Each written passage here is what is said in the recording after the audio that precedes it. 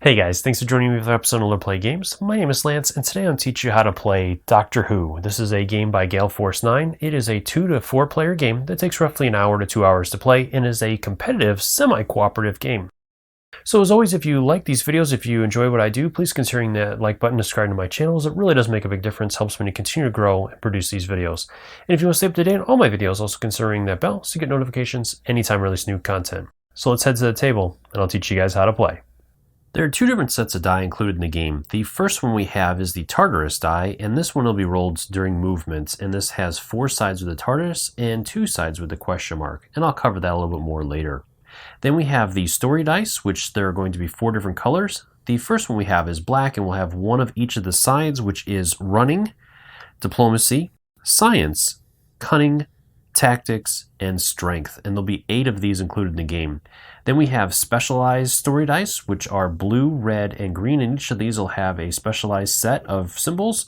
So with the blue, we have 3 sides with science, 2 sides with cunning, and 1 side with diplomacy.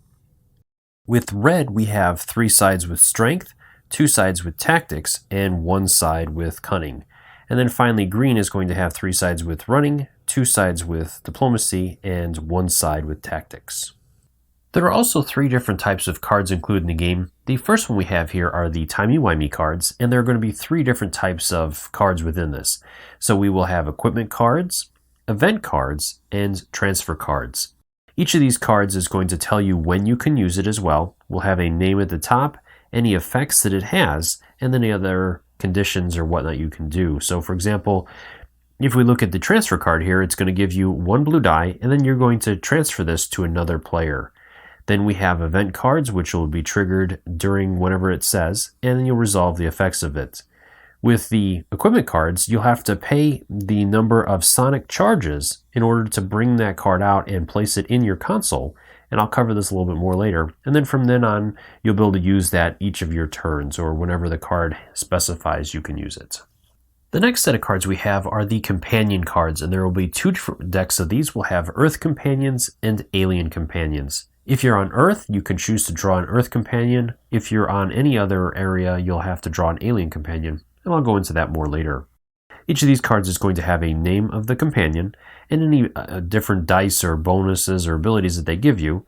Some of these companions will be linked to other companions and will give certain bonuses if they have those companions as well. Other ones will give you rerolls and again will benefit certain doctors that you have with them. The last set of cards we have are the time abnormality cards. Each of these will have a name, and underneath that is the type of card it is, which will have task, location, and instant cards. Then the effect of the card is listed underneath that, or any challenge or other effects, and any rewards that are attached or failures attached to that when you challenge that location. At the bottom of some of the cards will also be a little icon that will signify if you're playing your first couple of games, you can choose to remove these to make the game a little bit easier, as some of those cards are more complicated. You'll also find these on the dilemma tiles, and I'll show you that as well. There's a number of different dilemma tiles included in the game. So first off, you're going to have your basic ones that are going to list your challenge at the top and their name, and then any conditions for failing those dilemmas. Then, like I said, with these, you're also going to have that icon in the corner. So if this is your first couple of games, you can choose to remove all the dilemmas that have that icon. Finally, there are going to be 3 special types of conditions that are on some of the dilemmas. We have the time lock, fixed point, and time breach. And I'll cover those more when we cover dilemma tiles later. Throughout the game, the players are going to be able to visit locations as well, and each location will have 2 different time zones on it. And when a location is placed, you're also going to place 2 face-down dilemma tiles on it in the little cutout areas. When a doctor visits a location, they'll choose which time zone they want to go on, and then flip that dilemma of that time zone. From there, they'll go into the adventure and do that challenge. If they're successful, they'll get the rewards listed on the time zone. If they fail, they'll receive the failure results on the dilemma that they're on. The main board itself is going to have a number of features on it. First, on the outer perimeter of it, you'll have 3 locations for the dilemmas and the 3 different time zones, which are present, past, and future Earth. Then along the middle of the board is the track that the players will follow. They'll start their Tardises in Earth and continue working through there as they receive rewards. Now the Dalek ship will also start on the board and will move when the players fail or at the end of each turn when the Daleks will take their turn. There'll be time abnormality tokens throughout, and when the ship moves on there, then the players will have to reveal a new time abnormality card. The first player that reaches Gallifrey will be the winner unless the Dalek ship reaches there, and then the players will all lose together. For player setup, each player is going to choose a doctor that they would like to play and receive that doctor's console and the doctor's card. Each doctor's card will list the name of the doctor and the starting pool of dice that they will have, as well as their linked companion that they will always start the game with and any other bonuses that they have attached to them. Each doctor's console is also going to have a dice pool at the top, which is the maximum number of dice that player can have for a challenge. Each doctor is going to have a sonic screwdriver and will list the different actions or abilities that sonic screwdriver has. Each console will have 3 locations for equipment cards that the player once purchased can place on there, and at the bottom of the card are 3 spots for companions. For setup, again, each player is going to choose a console and a doctor to go along with it, will receive their miniature, and will clip on a color token on there to represent the color they've chosen, as well as a Tardis and that again. Each player will receive 2 sonic charges, and make sure that you grab the linked companion that is listed on the doctor's card, and then attach it to the console by sliding it on the console itself.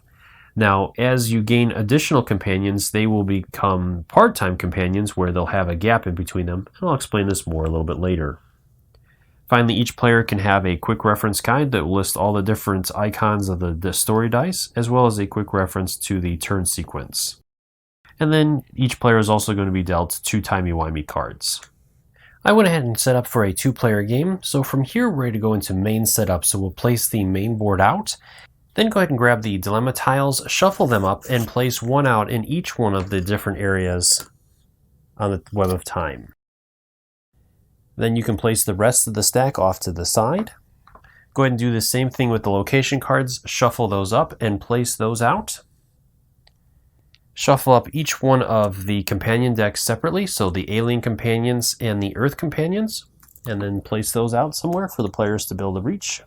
Shuffle up the time abnormality cards and place those to the right of the player that is playing the first doctor, or the lowest level doctor. You can place the Dalek ship out on that first starting space, and all the players can place their Tardises on Earth. Place out any other tokens you're going to be using, and for this video I will have a Crystal Fortress pod set. If you're interested in finding out more information about them, I'll have a link in to their website below. And then also place out all the different dice that you'll be using for the game. Go ahead and place out the rest of the miniatures for the Daleks. And there'll be 5 of those, and then you'll also have 1 miniature for Davros. Now you'll notice that the game will end if you have 7 miniatures out. When you place your 6th miniature Davros, that means that if there's another one that needs to be placed, the game is over, so there won't be a representation of that as there's only 6 miniatures, so just keep that in mind. Also go ahead and shuffle up the timey-wimey cards and place those out. And then finally, going around the board, you're going to place out 4 time abnormality tokens. 1 in 6, 1 in 9, 1 in 12, and 1 in 15. From there, we're going to begin the game, and if this is your first couple games and you like a little bit of an easier setting, there are a number of steps you can do in the rulebook, as you can see here, that will make the game a little easier to get a hold of the first couple of games. Doctor Who is played over an undefined number of turns, starting with the player that has the earliest regeneration of the Doctor, and proceeding in a clockwise manner. Each player is going to get to take a turn until one of the endgame conditions is met, which is either a Doctor is going to win by being the first to reach Gallifrey, or the game is going to be lost by all Doctor players if there are already 6 Dalek markers in play and a 7th needs to be placed, or if the Daleks have 3 Daleks on Earth and on the Dalek's turn, or the Dalek ship reaches Gallifrey space on the Web of Time track during the Dalek's turn. The one other thing I want to point out is that I am not a fan of the Doctor Who TV series, so if I get any pronunciations wrong on any of this stuff, I am truly sorry. I don't mean to mess up anything with this, but I just wanted you guys to keep that in mind as you watch, so I do apologize if I pronounce any of the names or anything wrong within this video. From there, let's go ahead and move on in with our first player's turn. Starting with the player that has the earliest regeneration of a Doctor, so we have our player that's playing the first Doctor here, so we're ready to move into that player's turn. And each player's turn is broken down into 4 phases, which are Prepare, Travel, Adventure, and Finish. So let's go ahead and start off with our player moving into the Prepare phase. So during this phase, there are 4 different steps that are done in order, starting with the first one where we're going to gain 2 sonic charges. Now, we have a maximum capacity of 5 sonic charges, so if we're at that already, we will not gain any additional charges. And this is the first step that must be done, and you cannot use any timey-wimey or companion cards effects before doing this. Next, we're going to uninstall any equipment that we have on our equipment tracks if we want to open up new slots or we don't need that equipment anymore. Then we can install new equipment, so if we look at our timey-wimey cards here, we do have an equipment piece, which are the handles. This will have us spend 2 sonic charges if we want to equip it, so we'll go ahead and do that. And then we'll place it in one of our equipment slots. Now at this point on, anytime we do an adventure, we can benefit from one of those results. Finally, we can discard any companions that we have that we don't want anymore, and we can return them to their deck and then shuffle that deck. So if we didn't want Susan anymore, we could choose to return her to her deck. The second phase in a player's turn is the travel phase, and during this phase you're going to choose to either move to a new location or stay at a location that has an unsolved dilemma.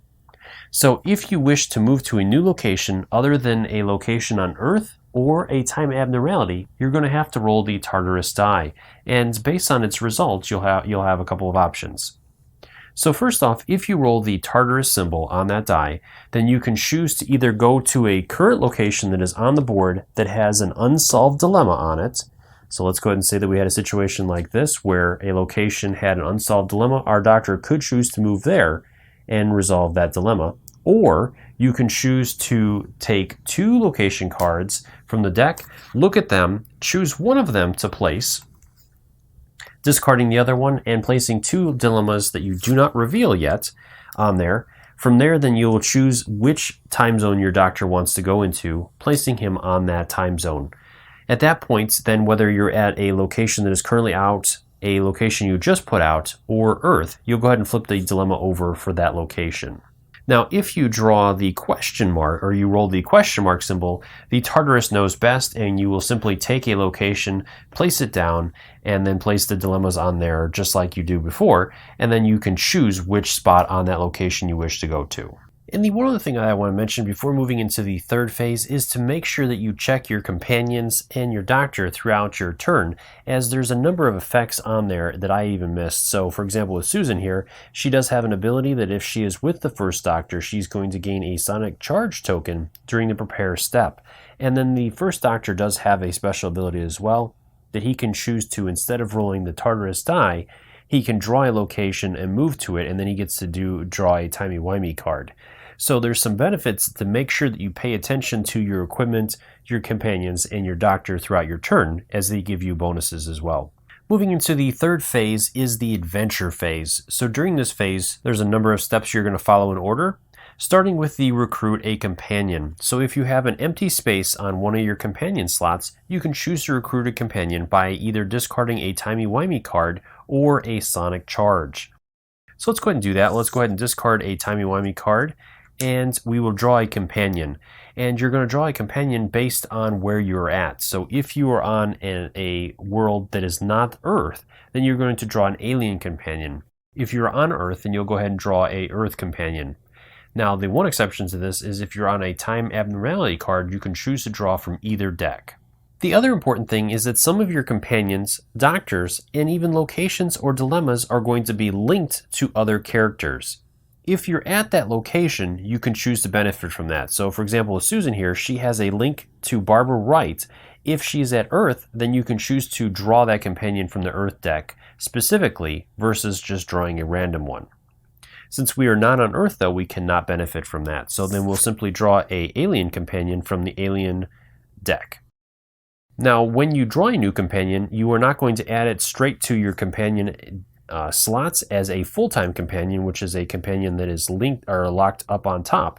It's going to be a part-time companion, so you'll have a separation there, meaning that you will not keep that companion unless you successfully complete the challenge on this adventure.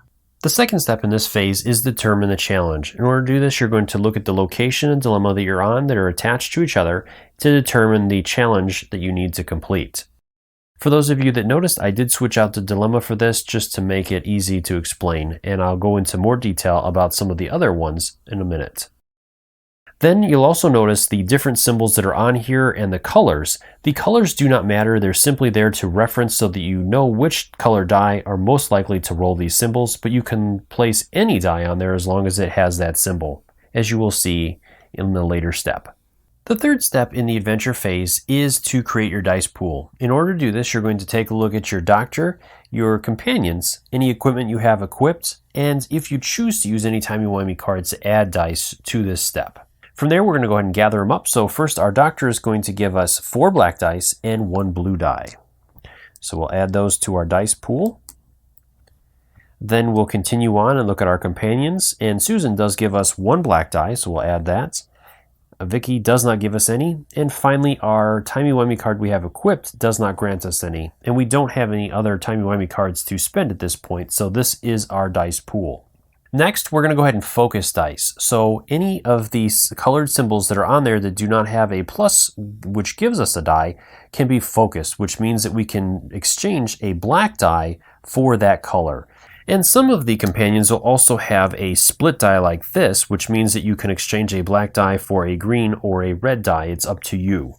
So in our example here, Susan can do this with a green and a blue, so we could exchange one of these black for a green die, and let's go ahead and exchange one for a blue as well. Now, Vicky also lets us do that, but we're going to go ahead and stop here. The other important thing is that there is a limit to the number of color dice you can have as well, as each color only has 3 die, which means you can have a maximum of 3 of each color.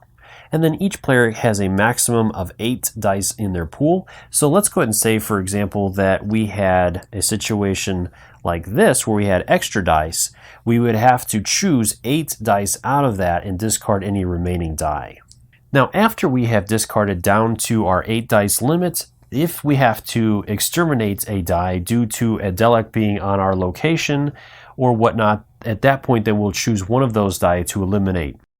Now there are also going to be other conditions that are going to reduce the amount of dice that we have in our pool as well, so at this point we'll have to discard down to those. The fourth step in this phase is to gather and roll your dice pool, so we'll go ahead and do that, gathering up all our dice. Okay, so from here then we'll go ahead and match up the symbols that we have that we've rolled onto our board. And you can place them on the board if you want to, and again, it doesn't matter on the color, it just matters on what you roll. So from there, if you've been able to meet all of the different symbols on your challenge, then you can move on to the resolve phase as you've completed this challenge. If not, then you'll have to consult your doctor and any of your companions and some other things that you can do to change some of these results. So first off, if we look on Susan here, we have this little swirl arrow with a 1, which means that she can re-roll 1 of the black dice. Then we also have Vicky with the same thing with a blue die, so we can re-roll a blue. And then we do have an equipment piece as well that grants us a re-roll on a green, a blue, or a red.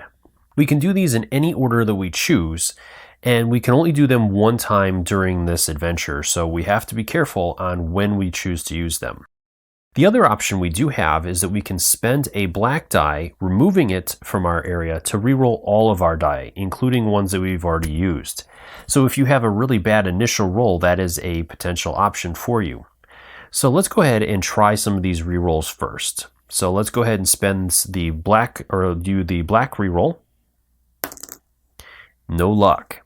Then we can choose to use one of these rerolls to reroll these, but unfortunately neither one of these has the strength icon on it.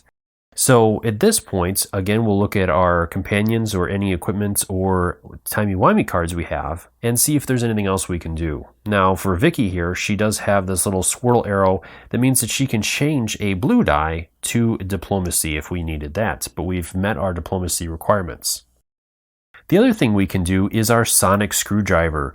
We can choose to spend 2 tokens in order to reroll any one die that we have. And we can also spend 3 tokens if we have them to change any die to any symbol that we need. Now you can do this any number of times as long as you have sonic tokens to use on that. Since we've pretty much exhausted all of our other options, let's go ahead and spend the 3 sonic tokens, returning them to the general pool to change the black die to strength. This will complete our challenge and then we will move on. And the final step of this phase is resolving an adventure. So once you have matched all the symbols of a challenge or have exhausted all of your means of manipulating your dice and still have not been able to match the symbols, it's time to reap the rewards or suffer the consequences. So let's go ahead and cover success first since we were able to complete our challenge. So when our doctor meets the requirements of the challenge, we're going to go ahead and discard the dilemma back to the discard pile. So we're just going to put it off to the side for now. Then we will gain the rewards that are listed on the location that we're on the time zone that we're at. So with this one, it says that we get to move our Tardis forward 3 spaces. So 1, 2, 3. Then we get to draw 2 timey-wimey cards. So we'll go ahead and do that. And then finally, it's going to have us regenerate, which I'm going to cover a little bit later in the video. But this basically has us changing out doctors. So that is why you always want to keep all the doctors you have available, because you are going to potentially be switching them out throughout the games. Now, if there happen to be any Dalek markers on this location, we can remove one of those. So let's go ahead and say, for example, that we had one on here and we were successful. So then you can go ahead and remove that. Now, the one exception to this is on the Earth location, you must be in the time zone that has the Daleks to be able to remove them. And then finally, the last thing you can do is if you have any companions that are part-time, you can make them full-time by adding them straight onto your board. Now let's go ahead and take a look at if you would have failed. So let's go ahead and say, for example, let's bring this back and say that we had exhausted all of our dice and we were not able to get any of those that we needed. So we had one that was left over. So at this point, then we would discard any of our part-time companions. So Vicky would be discarded. We would add 1 Dalek marker to the location, and we would complete any actions that were listed on the dilemma. So with this one, it says that we would discard 2 timey-wimey cards and then move the Dalek ship forward 2 spaces on the track. So we would have to move the ship forward 2 spaces. Now, if a dilemma gives you a choice of fail costs, you may choose either option, but you may not choose an option that requires you to discard cards or tokens that you do not have. And the one other thing I want to go over real quick is with the companions. So there are going to be a number of different ways that you're going to lose companions, but there's going to be 2 different ways it is listed. To discard a companion, you're going to discard that companion card and remove it from the Tardis and place it in a discard pile. Now, if you dismiss a companion, and that's your choice during your turn, which you'll do at the beginning of your turn, when you do this, you're going to actually discard it back to its deck, and then you're going to shuffle that deck up. So in that way, then the companion can come back out, but if a companion is in the discard pile, there isn't really ways you can get it back. Now that I've showed you how the adventure phase works, there's a number of other effects that are going to come into play that are going to change how this phase works. So first off, you're going to find 3 different types of conditions that are on dilemma tiles and time abnormality tiles. So the first one here that you can see is the time breach, and with this one it is going to reduce your dice pool limit to 7 dice, and this is on top of any other limitations or effects that are going to come into play. The second condition is the fixed point, as you can see here. With these, you cannot do any rerolls of your dice. That is from any of equipment that you have, any companions, doctors, or the screwdriver. Now, you still can choose to discard a black die to reroll all of your dice, but any other effect you are not allowed to do. Now, you can choose to use any icons that allow you to change specific face, or the sonic charges, you can use those to change to a specific side, you just cannot reroll. And then the final ability is going to be the time lock, and with these you cannot change any dice facing, so just the opposite of the fixed point. So with this one, you can use these icons to change your sides to specific symbols, or the sonic charge, you can change them, but you cannot choose to use any reroll abilities you have on any of your companions' equipment or sonic screwdriver. And the final phase of a player's turn is the finish phase. And during this phase, you're going to discard any locations that don't have a doctor or a Dalek on them.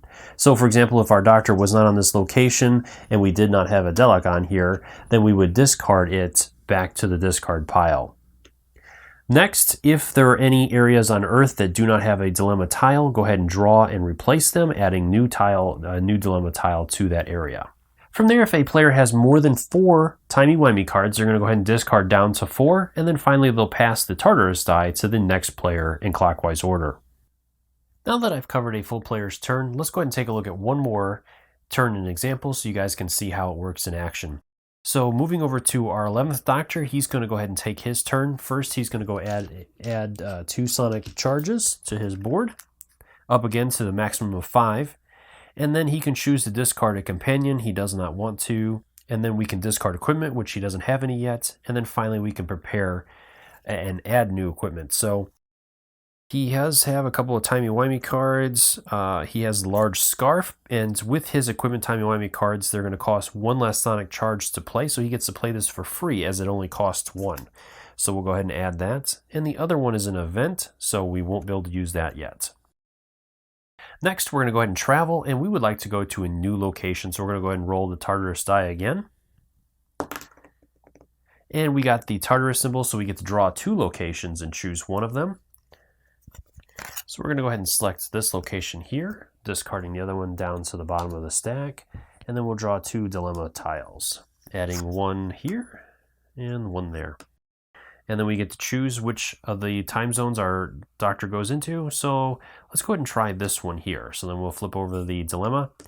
Ooh, that is a nasty one. And with this one, it has a linked, so it's going to add a linked companion if we choose to do that, which our doctor is going to do that. He'll go ahead and spend a sonic charge to go ahead and draw a companion, and we'll go ahead and do the linked one. So we're looking for Tardis, and we'll add her as a part-time. And then from there, we're going to go ahead and move into that third phase. So the one other thing that I want to cover now is asking your other doctors for help. So in order to do that, you're going to have to discard a timey-wimey or a sonic charge, and then you'll nominate one of the doctors to help you. At that point, then the other doctor is going to have to make a choice. He can either help from afar, being at his location, or he can move to your doctor's location. If he chooses to move to your location, he will also have to discard either a sonic charge or a timey-wimey card to move. And then the penalty for a doctor helping another doctor at the same location is that the Dalek ship will move forward 2 spaces. So he is going to go ahead and just help from afar, and there are benefits and disadvantages to both. So he's going to go ahead and stay there, and then we're going to go ahead and generate our dice pool. So first off, we'll collect for our doctor. So we're going to get 4 black dice and a blue die. And then we'll move into the companions. Amy is going to give us 1 green. And then our other character is going to give us 3 black. So we're way over already, but that's okay. From there, then we can choose to convert any dice. If we have any conversion symbols, which we do, we can convert 1 die to a green or red. So let's go ahead and do that. And then our other companion lets us do 2 of them. We can discard 1 to green or blue, and 1 to green or red. As we have a good amount of blue, let's go ahead and do that. We'll go ahead and get a blue die. And we will also go ahead and do a green. At this point, then we have to discard down to our dice pool size of 8, and then we have to give 1 to the other player, and we will keep the rest. Now, if our player had chosen to be with us, then he would receive 3 dice. And the big important thing with this is that any dice that a player has, including the helping doctor, they can use all of their companions and abilities on, so they can choose to do rerolls and anything like that. So With our player, we know that he has some modifications there, so we're going to go ahead and give him one of the blue dice. And then our player is going to go ahead and roll the rest, so let's go ahead and start off by rolling. And we'll go ahead and match up our symbols. So we have the blue one, and our other doctor will go ahead and give his die a roll. And he got that as well. Then we need to have a hash, so we'll go ahead and do that. We do have a run symbol, and we need the diplomacy, so we still need 2 light bulbs. So from there, then we can go ahead and do any rerolls that we want to. Our player over here does have 1 reroll, so he'll go ahead and do that with his equipment piece. And he got more science, so no help there. And our player here can choose to reroll any of the black dice, so we'll go ahead and do that first. We got a light bulb, so we're up to 5 of the symbols we need. We can change 1 to a diplomacy, but that's not going to help us. And well, with Dr. 11, she could have rerolled 1 of the green die, but we don't have any green that we have at this point. So at this point, we have exhausted all of our options. We could spend a black die to reroll all of our dice. And our other player over here does not have any other options for rerolls. So we could choose to spend our sonic charges to change one of the symbols to the side we need. Or if our other player had anything that they could do, then they can do that as well. So we'll go ahead and spend the 3 sonic charges to change that. Well, we do have the large scarf, which we haven't taken advantage of yet, so let's go ahead and do that real quick. So another science, so yeah, we are going to have to spend those symbols, or the charges, to change a die, and we can change it from any die to that symbol. So now that we've completed the challenge, let's go ahead and talk about calling for help again. So with our doctor helping us from afar, if our challenge is successful, then the helping doctor is going to get to draw 1 timey-wimey card, and if we failed the challenge, then he would have had to discard 1 sonic token or a timey-wimey card. So since we were successful, he gets to draw 1.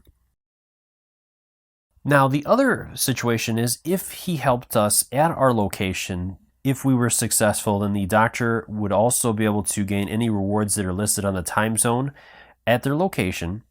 And we could remove an additional Dalek marker if there was multiple at the location.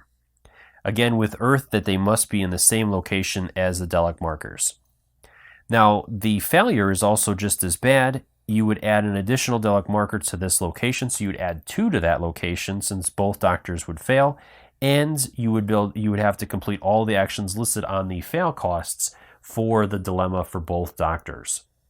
But we were successful, so our doctor here, Dr. 11, gets to move forward 3 spaces as well with his Tardis. These will be discarded, and we'll discard this to the discard pile. Now, our companion normally would become a full-time companion, but this one has an additional set of rules, and it says at the end of your turn, you must draw 2 timey-wimey cards, and then you're going to discard this companion. So then she'll be removed and discarded to the discard pile. Finally, at the end of our turn, we would discard a location if there wasn't a doctor there. We would add dilemmas to Earth, and if we had more than 4 timey-wimey cards, we would discard down to 4, and then finally we would pass the token to the next player, which is going to be the Daleks. When the last doctor has completed his turn, then we will move into the Daleks' turn. During their turn, the first thing they're going to do is move their ship forward 1 space, and if the ship ever moves through or onto a space with a time abnormality token, you're going to remove that token and draw a new time abnormality. And this can be from a number of different effects, including failing a dilemma during an adventure, which will cause the ship to move forward. From there, then they will check to see if the Daleks have won, which the Daleks will win in 2 different ways. If the ship ever reaches Gallifrey, or if there are 3 Daleks on one of the Earth locations. If the win conditions for the Daleks have not been met, then we will check to see if the win conditions have been met for a doctor, which is a doctor is in Gallifrey. If neither one of these conditions are true, then we will move on to another turn, starting with the first Doctor again in clockwise order, so it would go to our first Doctor. And the final thing that we need to go over is regeneration. So as you saw with the location that our Doctor was on, and there's going to be other effects that are going to cause this, when you have to resolve a regeneration, each of the players is going to gain the Doctor of the next highest level. If the Doctor at the highest level is at the highest level, then they're going to revert back to the lowest level Doctor, and so on and so forth, and the players will change this out, including the figures for that as well. So our Doctor here, Doctor 11, will switch out to Doctor 12, switching all of his stuff and placing all the stuff back on there. And then he will also get his card.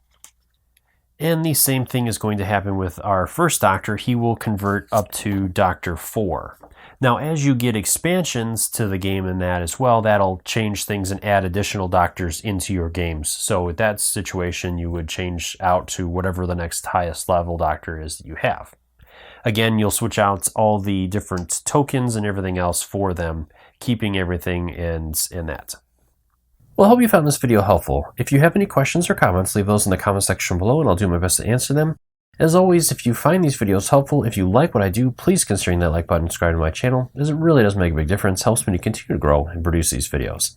As always, thank you so much for taking the time to watch my videos and leave me feedback on them. I do appreciate it, and I take into account everything you say to make the best possible videos. Until next time, I'll see you guys later.